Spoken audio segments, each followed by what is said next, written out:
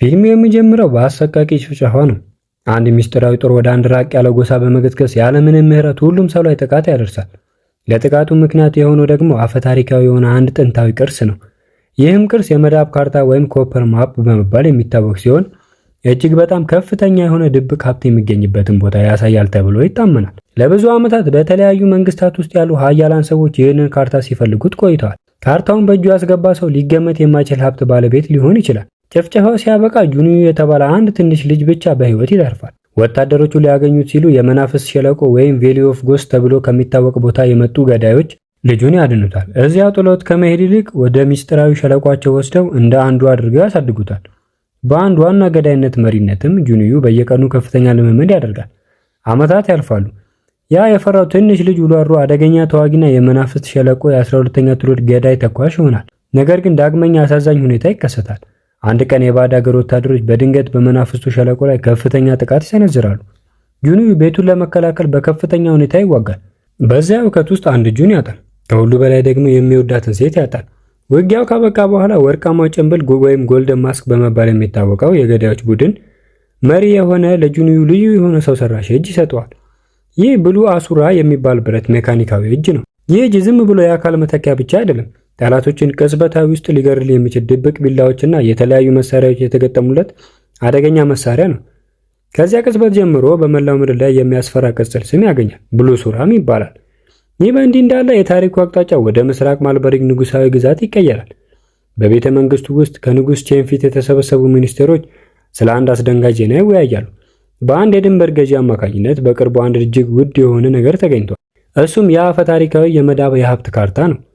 የንጉስ ቼን ታናሽ ወንድም የሆነው ሉሩዩ ወዲያውኑ በድንበር ገዢው ላይ ጥቃት ተሰንዝሮ ካርታው በኃይል እንዲወሰድ ሐሳብ ያቀርባል።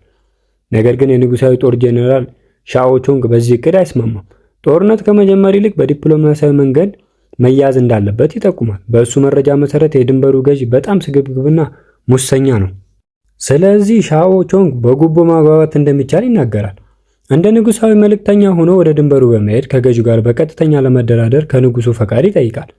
ንጉስ ቼን በመጨረሻ ይስማማል። ነገር ግን ተልዕኮ እጅግ አደገኛ ሊሆን እንደሚችል ያስጠነቅቀዋል። በተመሳሳይ ሰዓት ሌላ ሀያል መሪ ወደ ታሪኩ ይገባል። በደቡባዊ የፓጎር ግዛት ንጉስ ሚንግሹ ከሌላ ግዛት ካደረገው ጉዞና መመለሱ ነው። ወደ መንግስቱ እንደተመለሰ የሚወዳትን ንግስት ፍሉርን ለማየት ይሄዳል።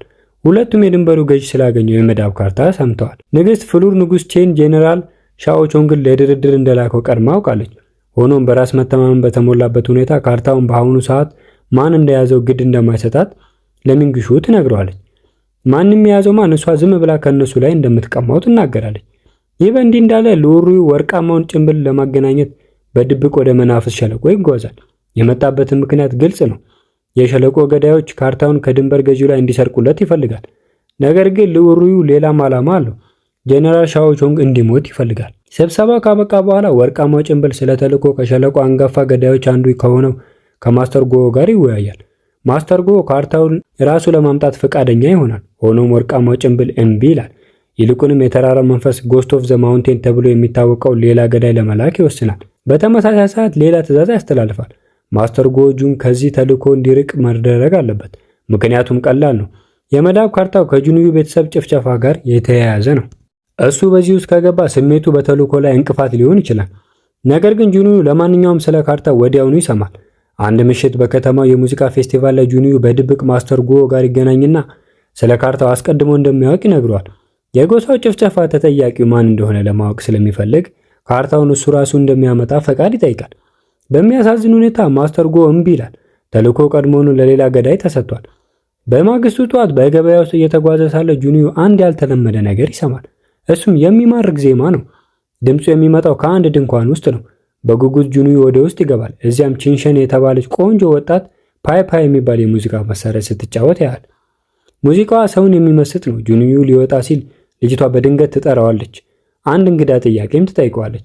የበረዶ አውሎ ንፋስ ወይም ብሊዘርድ መቼ እንደሚያበቃ ትጠይቀዋለች። እሱ መልስ ሳይሰጥ ከውጭ የሚሰማውን የዘንዶ ዳንስ ወይም ድራገን ዳንስ የሚባለውን ጫጫታ ትኩረቱን ይከፋፍሏል። ወደ እሷ ሲዞር ልጅቷ በሚስጥር ተሰውራለች። በሚቀጥለው ቀን ጁኒዩ በጀነራል ሻኦ ቾንግና በስግብግቡ የድንበር ገዢ ላይ መካከል ያለውን ስብሰባ ለመታዘብ በድብቅ ወደ ድንበሩ ይጓዛል። ሻኦ ቾንግ ለመዳብ ካርታው ምትክ 100 ወርቅ ለገዛው ያቀርባል። ነገር ግን ገዢው ወዲያውኑ ጥያቄውን ውድቅ ያደርጋል። ብዙ ኃያላን ሰዎች ካርታውን እንደሚፈልጉት እናም ሌላ ሰው የተሻለ ገንዘብ ሊያቀርብለት እንደሚችልም ያውቃል። ልክ በዚያ ቅጽበት ለጀነራሉ የእንኳን ደህና መጣ ስነ ስርዓት የድራገን ዳንስ ትርኢት ይጀምራል። ነገር ግን ክብረ በዓሉ በድንገት ወደ ግድያ ይቀየራል።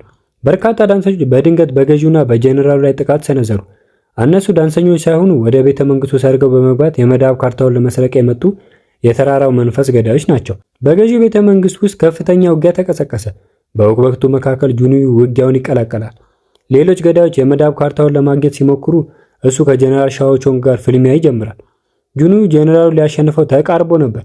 ነገር ግን በድንገት የምዕራባዊ ግዛት አራት ፈረሰኞች በመባል የሚታወቁት አራት ኃያላን ተዋጊዎች መጥተው ጥቃት ሰነዘሩበት። ቁጥራቸው የበዛ ስለነበረ ጁንዩ ለማፈግፈግ ተገደደ። ነገር ግን ከማምለጡ በፊት ከሻኦ ቾንግ ልብስ ላይ አንዲት ምስጢራዊ ጥቁር ዕንቁ በስውር መስረቅ ቻለ። በዚያው ምሽት ገዢው የመዳብ ካርታውን በተሳካ ሁኔታ እንደተከላከለ በማመን ክፍሉ ውስጥ ዘና ብሏል። ለመጨረሻ ጊዜ ለማክበር አንዲት ጋለሞታ ወደ ክፍሉ እንዲመጣ ይጋብዛል። ነገር ግን ሴቲቱ በጭንብል የተሰወረች ገዳይ መሆኗን አላወቀም። በጥቂት ሰከንዶች ውስጥ በመርዝ መርፌ ገደለችውና የመዳብ ካርታውን ሰረቀች። ከጥቂት ቅጽበቶች በኋላ ጁንዩ በድንገት ክፍሉ ውስጥ ይታያል። የሴቲቱን እውነተኛ ማንነት አስቀድሞ ያውቅ እንደነበር ይገልጻል። ገዳያ ጭንብሏን ስታወልቅ ያቺ በገበያ ቦታ የታየችው ሚስጢራዊ ሙዚቀኛ ቺንሸን ሆና ተገኘች። ማንነቷን ከገለጸች በኋላ ቺንሸን በመናፍስ ሸለቆ ገዳዮች ተልዕኮ እንደተላከች አመነች። ጁንዩ ሁለቱም ከአንድ ሸለቆ የመጡ መሆናቸውን በማስታወስ የመዳብ ካርታውን እንድትሰጠው ወዲያውኑ ይጠይቃታል።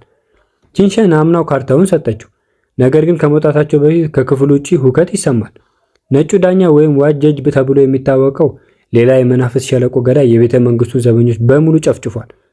ጁንዩ ጋር ፊት ለፊት ይጋጠማል። የመዳብ ካርታውን እንዲሰጠው አብሮት ወደ ሸለቆ እንዲመለስ ያዘዋል። ጁንዩ እምቢ ይላል። ይልቁንም ከቺንሸን ጋር አብረው ያመልጣሉ። ከወጡ በኋላ ብዙም ሳይቆዩ የንጉሳዊ ወታደሮች ቤተ መንግስት ደርሰው የሞተውን ገዢ ያገኙታል። ለዚህ ተጠያቂ ነጩ ዳኛ እንደሆነ በማሰብ ሊያስሩት ይንቀሳቀሳሉ። በመሸሽ ላይ ሳሉ ጁንዩ በወርቃማው ጭንብል እሱን እንዲይዘው የተላከውን ማስተር ጉንቺን ያገኘዋል። ጉይቾ ጁንዩ ቀድሞውኑ በመናፍስ ሸለቆ እንደ ከዳተኛ መፈረጁን ያስረዳዋል። በተልዕኮ ውስጥ ጣልቃ በመግባት ለበርካታ ገዳዮች ሞት ምክንያት በመሆኑ የሸለቆውን ሕግ ጥሷል። በቴክኒክ ደረጃ ጉይቾ እሱን እንዲገድለው ትዕዛዝ ደርሶታል። ነገር ግን ያንን ትዕዛዝ ከመፈጸም ይልቅ ጉይቾ በሚስጥር ይረዳዋል። እውነተኛ እንዲመስል ጁንዩን ቀለል አድርጎ ያጠቋል። ከዚያ ወርቃማው ጭንብል ያለበትን ቦታ ሳያውቅ በፍጥነት እንዲያመልጥ ይነግሯል። በዚያ ምሽት ጁንዩና ቺንሺ በአንዲት ትንሽ መጠጥ ቤት ያርፋሉ። እዚያ ሲያሉ ጁንዩ ጂንሺን ከመናፍስ ሸለቆ የተቀበለችውን የተልዕኮ ሳጥን ይከፍታል። በሳጥኑ ውስጥ ግልጽ ትዕዛዝ አለ። የመዳብ ካርታውን ከገዢው ጓይ ሰርቃ ወደ 8ቱ አማልክት ድንኳን እንድታደርስ ታዛ ነበር። በውይይታቸው ወቅት ቺንሸን ጁንዩን እጁን እንዴት እንዳጣ ትጠይቀዋለች። ጁንዩ ከዓመታት በፊት በደረሰው ጥቃት የገዛ ፍቅረኛው በሌላ ሰው ተታላ እጁን በስህተት እንደቆረጠችው ያስረዳል። ከመሞቷ በፊት እሱን ለመጉዳት ፈጽማ ፍላጎት እንዳልነበራት እውነቱን እንደነገረችውም ይገልጻል። በማግስቱ ጠዋት ጁንዩና ቺንሺ በተለያዩ አቅጣጫዎች ይለያያሉ። ከመሄዷ በፊት ጥቂት ምግብ ትሰጠውና አንድ ቀን ድጋሚ እንደሚገናኙ ተስፋ ታደርጋለች።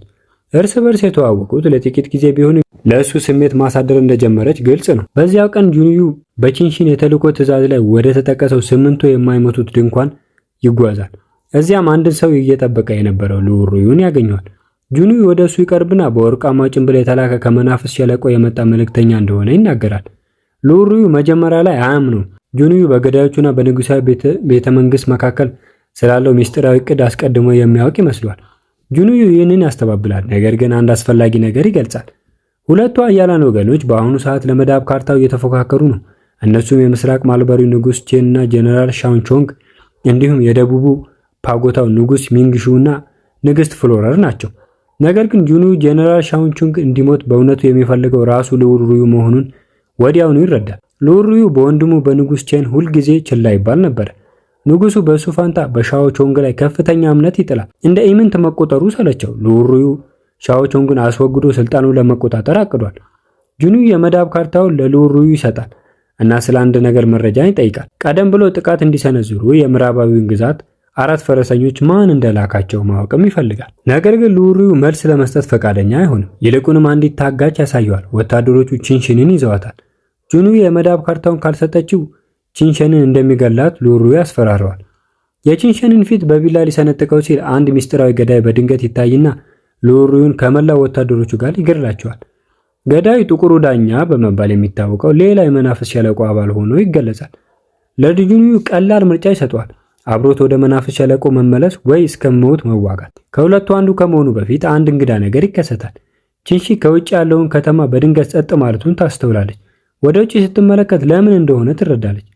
በንግስት ፍሉር የሚመሩ በሺዎች የሚቆጠሩ ወታደሮች ከተማውን ከበውታል። ዓላማው ቀላል ነው፣ ጁኒዩን መያዝና የመዳብ ካርታውን መቀማት። ሌላ አማራጭ ስላላዩ ጁኒዩና ጥቁሩ ዳኛ በንጉሳዊ ጦር ላይ ለጊዜው አብሮ ለመስራት ይወስናሉ።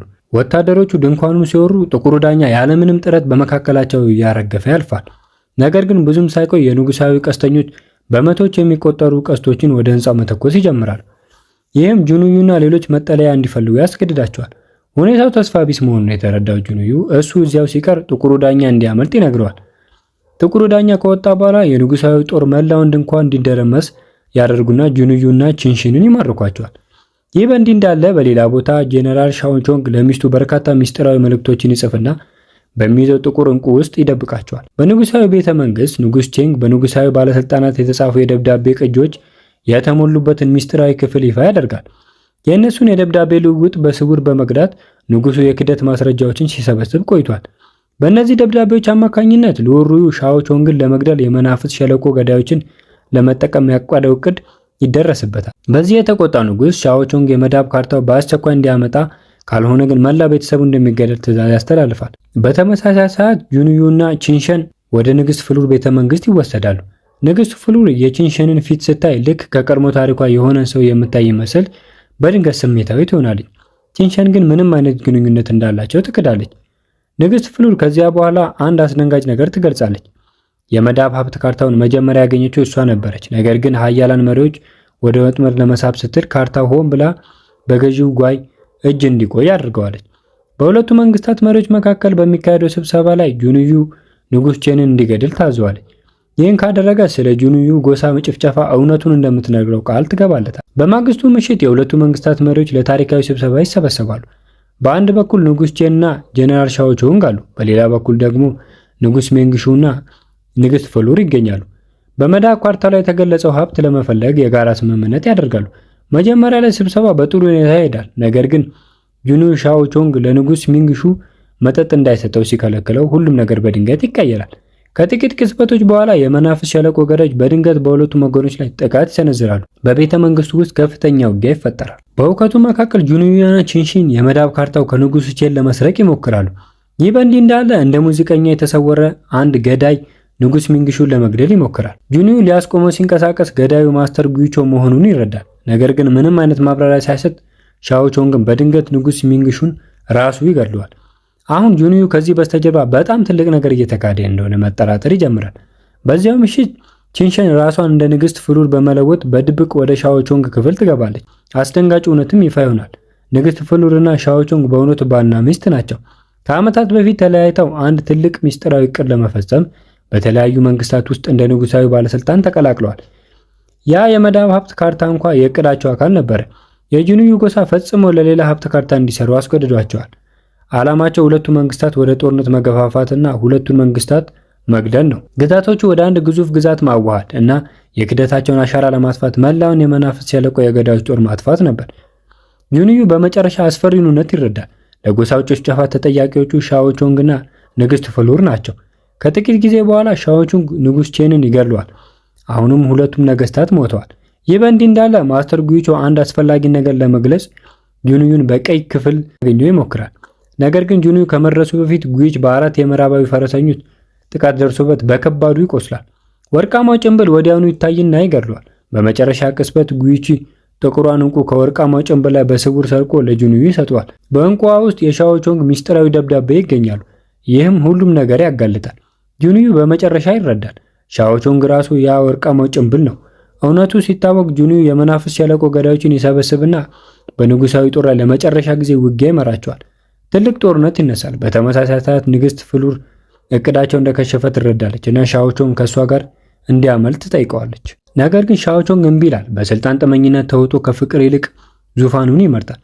በዚህ ልቧ የተሰበረው ንግስት ፍሉር የራሷን ሕይወት ታጠፋለች። ከጥቂት ቅጽበቶች በኋላ ጁኒዩ በሻኦቾንግ ጋር ፊት ለፊት ይገናኛል። ሁለቱ ዋና ገዳዮች በመጨረሻ በአሰቃቂ ድልድይ ይጋጠማሉ። ከከባድ ፍልሚያ በኋላ ጁኒዩ የመዳብ ካርታውን በመጠቀም ሻኦቾንግን ያሳውረዋል። እናም በመጨረሻ ገዳይ ድብደባ ሕይወቱን ያጠፋዋል። ሻኦቾንግ ሲሞት ጦርነቱ በመጨረሻ ያበቃል። የመናፍስቱ ሸለቆ ገዳዮች የንጉሳዊውን ጦር ያሸንፋሉ። በኋላም ጁንዩ ቺንሺንን ወደ መናፍስት ሸለቆ ይመልሳታል።